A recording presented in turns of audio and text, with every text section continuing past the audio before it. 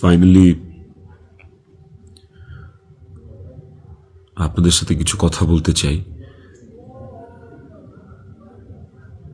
আমি আসলে কখনোই চাই নাই যে মানুষটা পৃথিবী থেকে চলে গেছে সেই মানুষটাকে নিয়ে খুব বেশি বড় কোনো কনভারসেশন আপনাদের সাথে করতে। আমার ওয়াইফ ইকরা, ওই যেহেতু পৃথিবীতে নাই, ওরে নিয়ে এত ক্লিয়ারিফিকেশন, ওকে নিয়ে এত কনভারসেশন আমার কাছে মনে হয়েছে যে দরকার নাই। আমি বরাবরই আমার সংসারের ব্যাপার, আমার ঘরের ব্যাপার আমি ঘরে রাখতে পছন্দ করি। সেই জায়গা থেকে ওর মৃত্যুটা এমনিতেই আমাকে যে ট্রমা দিচ্ছে, ওর মৃত্যুটা আমাকে আসলে মানে পাথরই বানায় ফেলছে একরকম। এগুলো নিয়ে আমি আসলে কথা বলতে চাই নাই, কিন্তু আমার কাছে মনে হয় যে আপনারা গল্পের একটা পাতা পড়েই পুরো গল্পটাকে জাজ করতেছে, একটা পৃষ্ঠা পড়েই পুরো গল্পটা সম্পর্কে আপনারা আপনাদের মনের মতো করে যা খুশি বলতেছেন। পাতার এক পাশ পড়ে আরেক পাশ পড়বেন না, এটা তো হয় না, তাই না? আর আমি আসলে কোনো কিছু প্রপারলি গুছায় বলার মতো স্টেটে নাই, পরিস্থিতিতে নাই।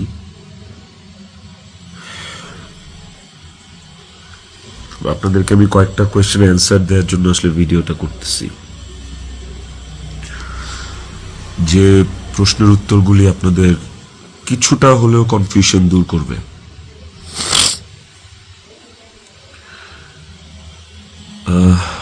শেষ প্রশ্নটা থেকেই আসি আপনাদের।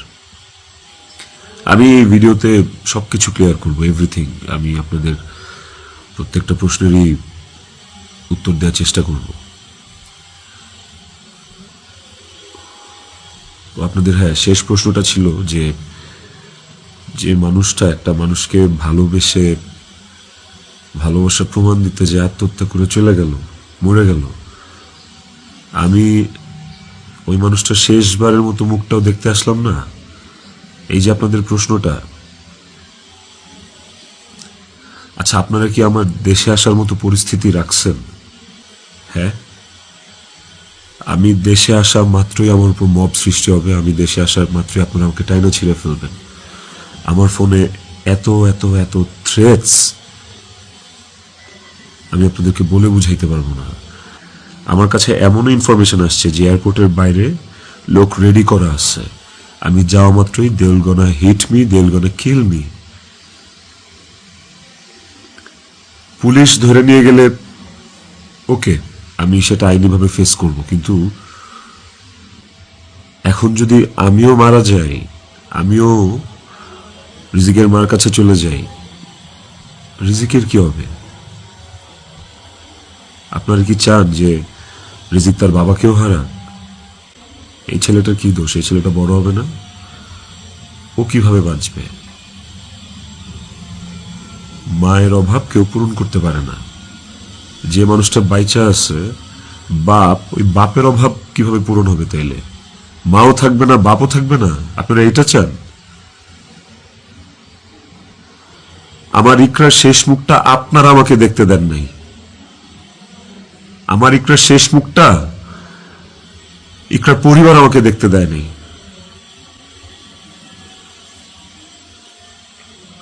16 বছর সংসার করছি, 16 বছর একটা শত্রুর সাথেও যদি কেউ এক ছাদের নিচে থাকে, সে মারা গেলে তার চেহারাটা দেখার জন্য ছটফট করে মানুষ। আর আমার বউ ছিল, আমি ভালোবাসা তার বিয়ে করছি, ওই মানুষটা মারা গেছে, তার শেষবারের মতো তার চেহারাটা আমি দেখবো না?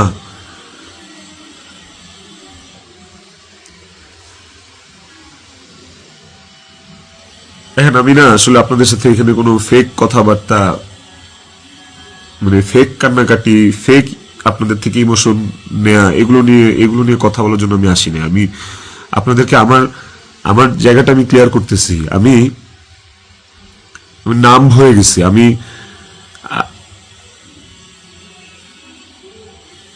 আমারও মনে হয় যে আমি যে কোনো সময় কোনো একটা দুর্ঘটনা ঘটায় ফেলতে পারি, বাট ওই মুহূর্তে যখন রিজিকের ফেসটা আমার চোখের সামনে আসে না, আমি নিজেকে শক্ত না করা ছাড়া আমি কোনো উপায় দেখি না। কারণ এখন আমার কাছে সবচেয়ে ম্যাটার করে রিজিকের লাইফ। ইকরা নাই, ওকে আর ফিরে আনা কোনোদিন সম্ভব না।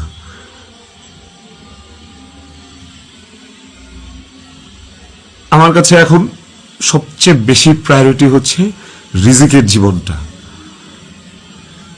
আপনারা না রিজিককে ভালোবাসেন, আপনারা না রিজিককে নিয়ে অনেক কনসার্ন। এই যে এত এত গালি আর হেট্রেড আমাকে নিয়ে, এত কিছু, সবকিছুর অ্যান্সার আপনাদেরকে আমি দিব। তার মধ্যে একটা জিনিস আমাকে একটু হলেও স্বস্তি দিছে, সেটা হচ্ছে যে আপনারা রিজিককে নিয়ে অনেক কনসার্ন। তাহলে রিজিক তার বাবা হারাইলে আপনারা খুশি হবেন? আপনাদেরকে আরেকটা কথা বলবো, সেটা হচ্ছে যে আপনারা অনেকেই বলতেছেন যে এদিকে বউ মারা গেছে অথচ আমি আসতেছি না, নেপাল থেকে আসতে কয় ঘন্টা লাগে, নেপাল কি মঙ্গল গ্রহে নাকি, অনেক অনেক কথা বলতেছে। কন্টেন্ট ক্রিয়েটাররা ভিডিও বানাইতেছে যে নেপাল থেকে আসলে 1 ঘন্টা লাগে, এই লাগে সেই লাগে। ভাই, আমি নেপালে 18 বার আসছি, আমি জানি নেপাল থেকে যেতে কতক্ষণ লাগে। কিন্তু নেপাল থেকে বাই রোডে বাংলাদেশে যাওয়ার কোনো সুযোগ নাই। ইন্ডিয়া হয়ে বাই রোড যাওয়া যায়, সেটাও লুকায় টুকায় যাওয়া যায়, অথবা ইন্ডিয়ার ভিসা থাকা লাগে। কিন্তু যেদিনের ঘটনা, সেদিন আমি এমন কোনো চেষ্টা বা প্রয়াস বাদ রাখি নাই যে নেপাল থেকে বাংলাদেশে যেন আসা যায়। সেটা বাংলাদেশ নেপাল ডিরেক্ট ফ্লাইট হোক, ছিল না। ট্রানজিট ফ্লাইট ছিল না, একটা ট্রানজিট ফ্লাইট ছিল, ওইটার টাইম আর ওইটাতে আসলাম, ওকে পরের দিনই আসতে হইতো। তারপর আমি বিজনেস ক্লাস ট্রাই করছি, যে কোনো ট্রানজিট ফ্লাইটে বা নেপালের ফ্লাইটে কোনো বিজনেস ক্লাস আছে কিনা। আমি অনেকভাবে চেষ্টা করছি যে সামহাও বাংলাদেশে আমি ঢুকতে পারি কিনা, বাট ওই দিন, যেদিনের ঘটনা, ওই দিন আমি কোনোভাবেই টিকিট ম্যানেজ করতে পারি নাই। এটা হচ্ছে যেদিনের ঘটনা, সেদিনের কথা বললাম। আর এরপরের দিন আপনারা যে বলতেছেন যে শেষ দেখাটাও দেখলাম না, আসলাম না, এই না সেই না, আমি টিকিট কাটছিলাম, কারণ ওই টিকিটটা ছাড়া অন্য কোনো টিকিটে আসলেও অন্য কোনো টিকিটে আসলেও আমাকে দেরি করে আসতে হইতো। সো সবচেয়ে ফাস্টেস্ট টিকিট ছিল এটাই, বাংলাদেশ বিমানের কাঠমান্ডু টু ঢাকা, বাংলাদেশ বিমানের কাঠমান্ডু টু ঢাকা। দেখেন এখানে লেখা আছে 1 মার্চ, এই যে 1 মার্চ। আমি টিকিট কেটে ইমিগ্রেশন পার করেও চলে আসছি। তারপরে যেটা হয়েছে, আমার কাছে ইনফরমেশন আসছে যে এয়ারপোর্টে এভরিথিং ওয়াজ রেডি। আমি ঢোকা মাত্রই আমাকে হিট করবে বা আমাকে পুলিশের হাতে পড়ার আগেই আমাকে যা করার করবে। তো ওই অবস্থায় তো আমি দেশে ঢুকবো না। এবং এর সাথে শুধু আমার কাছের মানুষজনই যে জড়িত তা না, আর অনেক মানুষজন জড়িত। আমি পুরোটা না বলি, কাউকে ছোট করতে চাই না বা কাউকে আমি এখনই দোষ দিতে চাই না। তো আমি যখন বুঝতে পারলাম যে আমি দেশে আসা মাত্রই আমার উপর অ্যাটাক হবে এবং এটা হিতের বিপরীত হবে, এবং এখন মব হলে যেটা হয় যে পুলিশও আসলে অনেক সময় নিরুপায় হয়ে যায় সিচুয়েশনে, ওই জিনিসটা অ্যাভয়েড করার জন্য যে আমার কিছু হইলে এখন আমার ছেলের কি হবে, আমার ছেলে তো আমার পথ চেয়ে বসে আছে, ওই ব্যাপারটা যখন আমি জানতে পারি, ক্লিয়ারিফাই হই, তখন আমি ইমিগ্রেশন ক্রস করার পরেও আমি অফলোড হই। দেখেন এখানে রিজেক্টেড লেখা আছে, অফলোড হওয়ার। তো এই ছিল রিজন। আর যারা বলতে চাচ্ছেন যে আমি আসি নাই, আমার আসার ইচ্ছা নাই, দেখার ইচ্ছা নাই, খুবই বুলশিট কথা এবং ভুল কথা। আমার বউ মারা গেছে, যার সাথে আমি 16 বছর কাটাইছি, যারা আমি ভালোবেসে বিয়ে করছি, যাকে আমি ভালোবাসছি, তার শেষ মুখটা আমি দেখতে আসবো না, এটা শুনতে পাইলেও বা এটা শোনার পরও আসলে আমার কলিজাটা কাঁপা ওঠে, আমার ছটফট করে। আমি যখন আপনাদের রিলস দেখি, আমি যখন আপনাদের ভিডিও দেখি যে কবরে শোয়ানো হচ্ছে, কবর খোঁড়া হচ্ছে, লাশের গাড়ি যাচ্ছে, ভাই আমি ঠিক থাকতে পারি না। আমার ভেতরটা যে কেমন ছটফট করে, আমি আপনাদেরকে এটা বুঝাইতে পারবো না। এটা বুঝানোর সাধ্য কারণ নাই, যার যায় সে বুঝে। বিশ্বাস করেন, যার যায় একমাত্র সে বুঝে, আর কেউ না। আপনাদের অনেক বড় একটা প্রশ্ন, অনেক বড় একটা জানতে চাওয়া যে ইকরার সাথে আমার এমন কি কথা হইল যে ইকরা সুইসাইড করতে বাধ্য হয়েছে। ইকরার সাথে আমার ভিডিও কলে ইকরা এমন কি দেখলো যে ইকরা আত্মহত্যা করলো। তো নেপালে আসার পর থেকে সমস্ত কনভারসেশন ইকরার সাথে আমার শেষ পর্যন্ত আমি আপনাদেরকে প্রোভাইড করব। কমেন্ট সেকশনে আপনারা দেখবেন, দেখলে আপনারা বুঝতে পারবেন যে আসলে কি ঘটছে বিষয়টা। আরেকটা যে বিষয় সেটা হচ্ছে যে কিছু স্ক্রিনশট ঘুরে বেড়াচ্ছে ফেসবুকে, সোশ্যাল মিডিয়াতে, যে ওখানে লেখা আমি ইকরাকে বলতেছি আমি ওকে ডিভোর্স দিয়ে তিথিকে বিয়ে করবো, এন্ড আপনারা ভাবতেছেন এই জন্য ইকরা সুইসাইড করছে। আপনাদেরকে বলতে চাই স্ক্রিনশটটা পুরোটাই ফেক। কারণ হচ্ছে আমি কোনোদিন ইকরার সাথে বাংলায় কনভারসেশন করি নাই, কোনো চ্যাটিংয়েই ওর সাথে আমার কোনোদিন কোনো বাংলায় এরকমভাবে বাংলা লেখায় ওর সাথে আমার কোনোদিন কোনো কনভারসেশন হয় নাই। ইকরার সাথে আমি সবসময় বাংলা আর ইংলিশ মিক্স কনভারসেশন করছি। বাংলা আর ইংলিশ মিক্স বলতে বাংলিশ ভাষায় আর কি, বাংলাটাকে ইংলিশে লিখে ওর সাথে কনভারসেশন করছি। তো ওই স্ক্রিনশটটা দেখে আপনারা ভুল বুঝেন না, মিসজাজ করেন না, ওটা একটা ভুয়া এবং ফেক স্ক্রিনশট। আমাকে ফাঁসানোর জন্য আসলে ওই স্ক্রিনশটগুলো বানানো। কে বা কারা বানাইছে আই হ্যাভ নো আইডিয়া। তো টক্সিসিটি একটা বিষয়, আমাদের রিলেশনশিপটা অনেক আগে থেকেই টক্সিক ছিল, অনেক আগে থেকে টক্সিক ছিল। তিথির সাথে পরিচয় হওয়ার আগে থেকেও টক্সিক ছিল। এন্ড ও অনেক আগে থেকে আমার কাছে ডিভোর্স চাইতো, কিন্তু আমি কোনোদিনই ওকে ডিভোর্স দিতে চাইনি, তালাক দিতে চাইনি। আমার একটাই কথা ছিল যে আমি সংসার করব, কারণ আমি নিজে একটা ব্রোকেন ফ্যামিলি থেকে বড় হওয়া ছেলে। আমি যখন ক্লাস 5 বা 6 পড়ি তখন আমার বাবা মার মধ্যে ডিভোর্স হয়, সেপারেশন হয়। আমি খুব ভালো করে ফিল করছি, আমি নিজে ফিল করছি যে একটা ব্রোকেন ফ্যামিলিতে একটা সন্তান কোন ধরনের ইনকনভেনিয়েন্স, কত ধরনের সমস্যা ফেস করে, তার মেন্টাল স্টেট কেমন হয়। আমি কোনোদিনই চাইনি রিজিক এই সাতটা পাক। আমি কোনোদিন চাইনি যে রিজিক ব্রোকেন ফ্যামিলির বাচ্চা হোক, বেবি হোক, বা ও আমি যে কষ্টটা ফিল করছি আমার লাইফে এই কষ্টটা, সেম কষ্টটা রিজিক ফিল করুক, এটা আমি কোনোদিনই চাইনি। এই কারণে আমি অলওয়েজ আমার মধ্যে ট্রমাটা ছিল যে মানে ব্রোকেন ফ্যামিলির কনসিকুয়েন্সেস কি। আমি কোনোদিন ওর কাছে বলি নাই যে আমি ওকে ডিভোর্স দিব বা আমি ডিভোর্স দিতে চাই। আমি অলওয়েজ ওর সাথে সংসারই করতে চাইছি। তো স্ক্রিনশট দিব, আপনারা দেখতে পাবেন। ইকরা শুরু থেকেই, আমাদের সম্পর্কের শুরু থেকেই অনেক সন্দেহপ্রবণ ছিল, আর এই সন্দেহ প্রবণতার কারণে আসলে আমাদের সম্পর্কটা বেশ টক্সিক হয়ে গেছিল। আর এই টক্সিসিটির মধ্যেও আমরা আসলে সংসারটা চালায় যাচ্ছিলাম।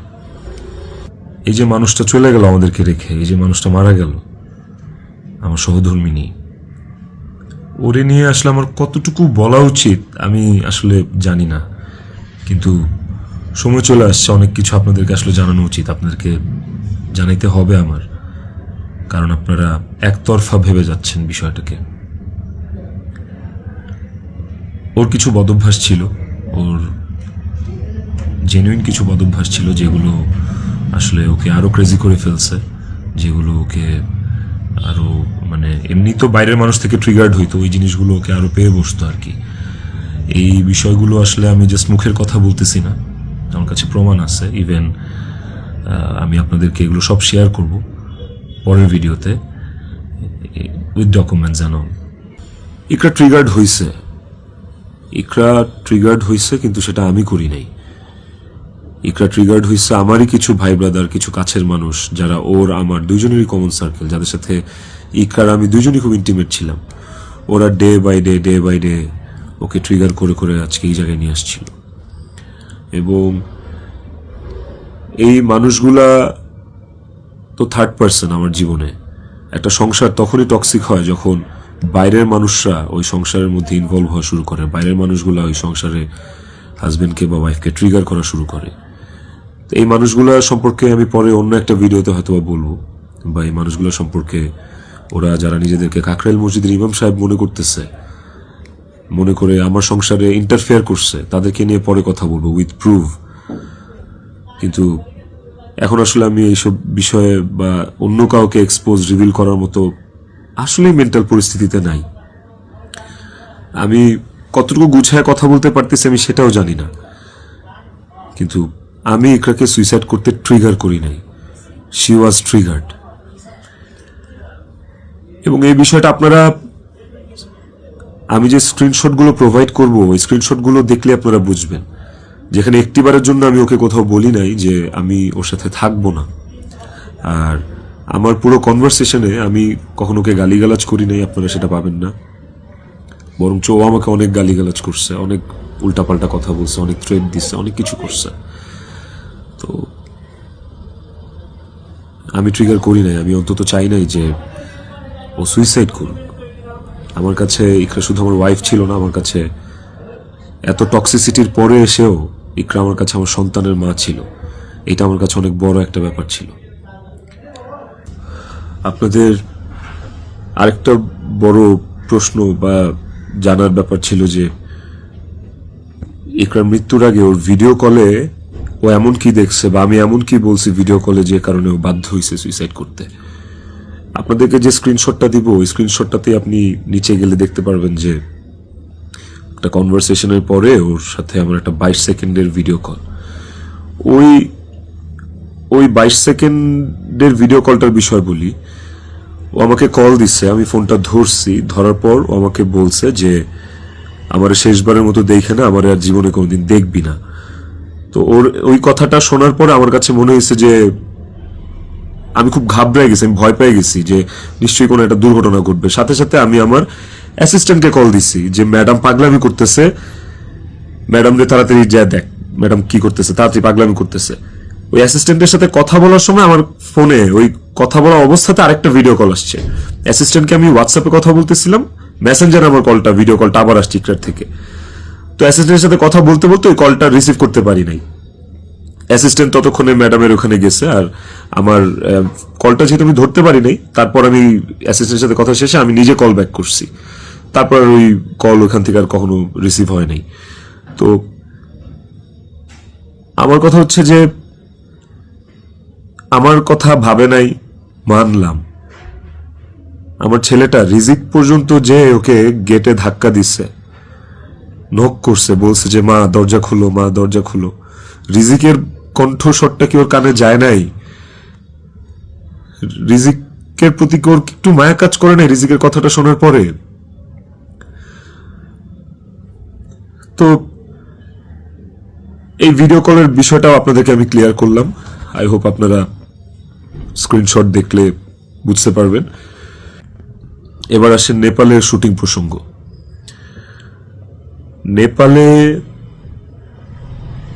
নেপালে কি আমি এই প্রথম জীবনে শুটিং আসছি?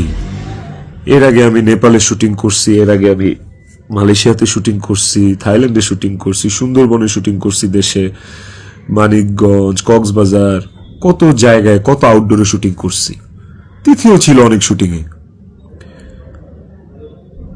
ওইসব শুটিংয়েও কিন্তু আমার আশেপাশের মানুষগুলা যারা প্রিটেন্ড করতো যে তারা আমার শুভাকাঙ্ক্ষী, বাট অ্যাকচুয়ালি তারা আমার শুভাকাঙ্ক্ষী না, ওই মানুষগুলা কিন্তু তখন ইকরাকে অনেক ট্রিগার করত।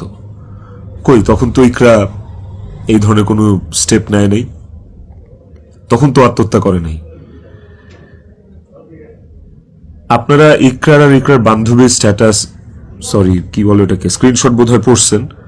ওখানে কিন্তু ইকরা নিজেই স্পষ্ট লিখছে যে ও এইসব মানুষের কথাবার্তা নিতে পারতেছে না, গত 3 বছর ধরে ও এইসব মানুষের ট্রিগার আর সহ্য করতে পারতেছে না। ও নিজের কথা ও নিজে লিখছে, আপনারা পড়ছেন। তো কিভাবে বলেন যে আমার ইকরাকে আমি মেরে ফেলছি? আমার ইকরাকে এইসব মানুষ মেরে ফেলছে, এরা মেরে ফেলছে ট্রিগার করতে করতে, ওর কান ভরতে ভরতে। ইকরা ওয়াজ সো সফট হার্টেড, ও বাইরে থেকে অনেক শক্ত কিন্তু ভেতরে খুব নরম একটা মানুষ ছিল। ওকে খুব সহজে ম্যানিপুলেট করা যাইত, ও মানুষের কথা বিশ্বাস করতো কারণ ও খুব সহজ সরল ছিল। তো এই আশেপাশের মানুষগুলো এই সুযোগটাই আসলে কাজে লাগাইছে, আশেপাশের মানুষগুলো এই চান্সটাকেই আসলে ইউটিলাইজ করছে। আপনারা অনেকেই বলতেছেন যে বউ ডিপ্রেশনে আছে আর জামাই নেপালে গার্লফ্রেন্ডের নিয়ে ফুর্তি করতেছে, বার্থডে উদযাপন করতে গেছে, এই ধরনের কথাবার্তা আপনারা অনেক বলতেছেন।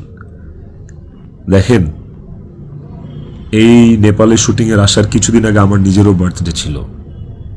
আমার বউ সুন্দর করে আমাকে সারপ্রাইজ দিচ্ছে, আমার ছেলে নিজের হাতে সাজাইছে, বাসায় আমার বার্থডে সেলিব্রেট করছে। তাইলে কি আমার বউ ডিপ্রেশনে ছিল? ডিপ্রেশনে থেকে আমাকে এত সুন্দর সারপ্রাইজ দিয়ে আমার বার্থডে সেলিব্রেট করছে। ওই ছবিগুলো তো ফেসবুকে আছে, কিছুদিন আগের ছবি।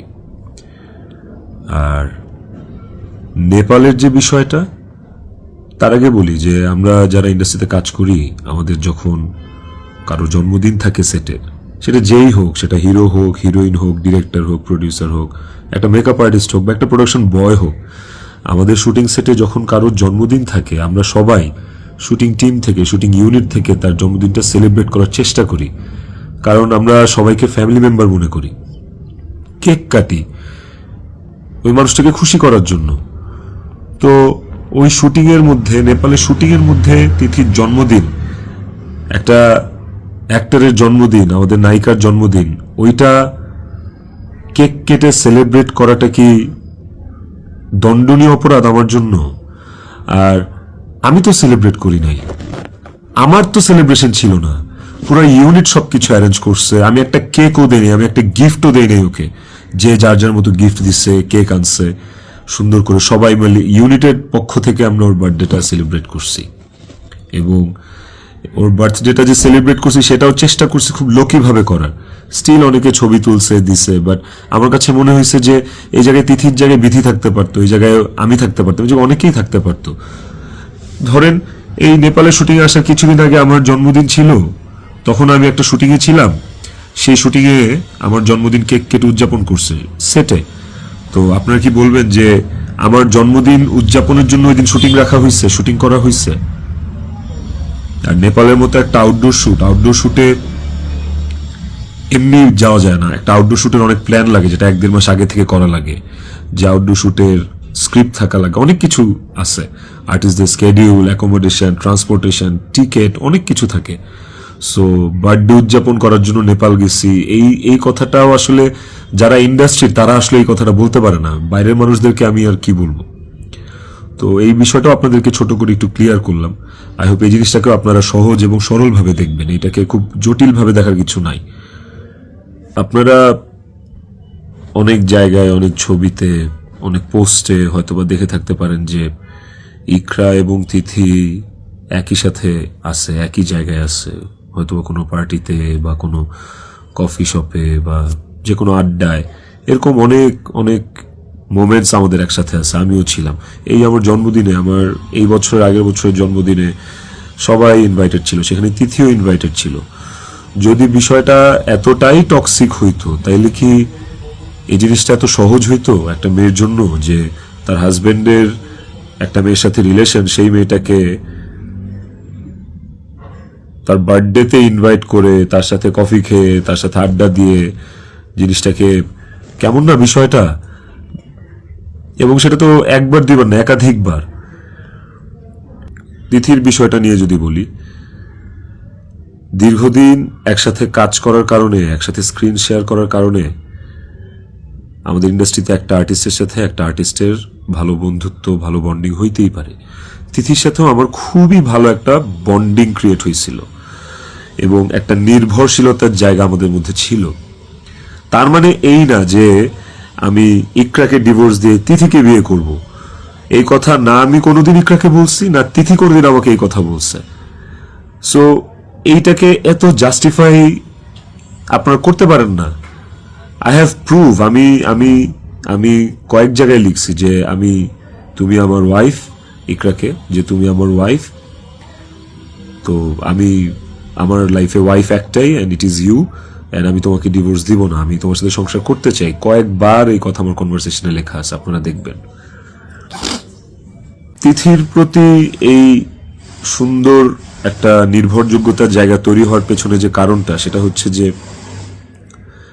চারপাশে এত এত ভুল মানুষ দেখছি, চারপাশে এত এত কি বলে এটাকে, দুধের মাছি আমি পাইছি এই বিগত বছরগুলোতে। ওকে আমার কাছে অনেস্ট মনে হয়েছে, ওকে আমার কাছে ডেডিকেটেড মনে হয়েছে, আমার কাছে মনে হয়েছে যে অন্তত এই মানুষটা আমার জন্য ক্ষতিকারক না। তো যখন আপনি আপনার সারাউন্ডিংসে এরকম একটা মানুষ পাবেন যে মানুষটা আপনার জন্য ক্ষতিকারক না, ডেডিকেটেড এবং এবং যার সাথে আপনার মেন্টালিটি ম্যাচ করে, ওই মানুষটা সাথে আপনার ভালো বন্ডিং হওয়াটা খুব স্বাভাবিক। শুধু আমার না, আর অনেকের এরকম হয়। আমার এখন যেটা মনে হইতেছে সেটা হচ্ছে যে ইকরা আমার কাছে যতবার ডিভোর্স চাইছে, ও যতবার বলছে যে আমাকে ডিভোর্স দিয়ে দাও, আমার আসলে ওকে ডিভোর্স দিয়ে দেওয়া উচিত ছিল, তাইলে অন্তত ইকরা তো বেঁচে থাকতো। একটা টক্সিক সম্পর্ক ধৈরা বাইন্ধা টাইনা হেঁচড়া টিকায় রাখার থেকে আসলে ওই সম্পর্কটা না থাকাই ভালো। অন্তত মানুষগুলো তো জীবিত থাকতো। দেখেন, ইকরা মারা গেছে, ইকরা একা মারা যায়নি, ইকরার সাথে আমাকেও নিয়ে গেছে। আমি এখন একটা জিন্দা লাশ। পৃথিবীতে সবচেয়ে বড় শাস্তি কি হইতে পারে? আমি যদি ফাঁসিতেও ঝুলি, ওটা আমার কাছে কোনো পানিশমেন্ট না, শাস্তি না। আমাকে যদি আপনারা মব করে মাইরাও ফেলেন, সেটাও আমার জন্য শাস্তি না। আমি আমার শাস্তি পায়ে গেছি। এবং এই যে জিন্দা লাশ হয়ে বেঁচে থাকাটা, এটা আমাকে সারা জীবন বয়ে বেড়াইতে হবে। ওর অভাব আমার সারা জীবন ফিল করতে হবে। আমার নিজের জন্য বাঁচার আসলে আর কিছু নাই। আমি আমার শাস্তি পায়ে গেছি। আমি এর চেয়ে বড় কোনো শাস্তি হইতে পারে না যে আমি একটা জীবিত লাশ হয়ে সারাটা জীবন পার করব। বিশ্বাস করেন, আমার দম বন্ধ হয়ে আসে, আমার নিঃশ্বাস বন্ধ হয়ে আসে। আমি আমি 5 মিনিট পর পর আমি উন্মাদ হয়ে যাইতেছি। বাট ইভেন আমি সুইসাইড করার অনেক চিন্তা ভাবনা করতেছিলাম। বারবার মনে হচ্ছিল যে আমি ইকরার কাছে চলে যাই, ইকরা আমাকে ডাকতেছে। কিন্তু যখনই রিজিকের চেহারাটা চোখের সামনে ভাইসা ওঠে না, ওই মুহূর্তে আসলে আর কিছু মাথায় কাজ করে না। মনে হয় যে না না না না, আমি করতে পারবো না, রিজিকের জন্য আমার বাঁচতে হবে। আপনারা প্লিজ প্লিজ রিজিকের জন্য হইলেও আমারে বাঁচতে দেন, আমারে দেশে আসতে দেন প্লিজ। আপনারা যদি রিজিককে ভালোবাসেন, আমাকে একটা সুযোগ দেন রিজিকের যোগ্য পিতা হয়ে দেখানোর। আমি ওকে একটা সুন্দর জীবন দিতে চাই। আমি ওর মায়ের অভাব পূরণ করতে পারবো না, কিন্তু আমি ওকে আমার বাবার ভালোবাসা থেকে, আমি ওর বাবার ভালোবাসা থেকে বঞ্চিত করতে পারবো না। আমি চাই না। আমি ওকে একটা আদর্শ বাবা হয়ে দেখাইতে চাই। আমার সন্তানটা আমার সাথে খুব কানেক্টেড। যারা আমার কলিগ, তারা দেখছে, তারা জানে যে আমার ছেলেটা আমার জন্য কি পরিমাণ ক্রেজি, পাগল। আমাকে আমার ছেলের কাছে যাইতে দেন আপনারা প্লিজ। ও আমার জন্য অপেক্ষা করতেছে। ওকে আমি মানুষের মতো মানুষ করতে চাই। ওকে আমি পৃথিবীতে সুখের একটা জীবন দিতে চাই। প্লিজ। আইনের প্রতি আমার শ্রদ্ধা আছে। আমি দেশে আসলে আইন আমাকে যে শাস্তি দিবে, আইন যে সিদ্ধান্ত নিবে, আমি সেই সিদ্ধান্তের সাথে একমত থাকব। আমার তাতে কোনো আপত্তি নাই। আমি আইনিভাবে এই জিনিসটা ফেস করবো, আমার কোনো আপত্তি নেই। কিন্তু প্লিজ আমাকে রিজিকের থেকে দূরে সরান না আপনারা। এতটুকু আপনাদের কাছে অনুরোধ করে বলতেছি, হাত জোর করে বলতেছি, প্লিজ প্লিজ।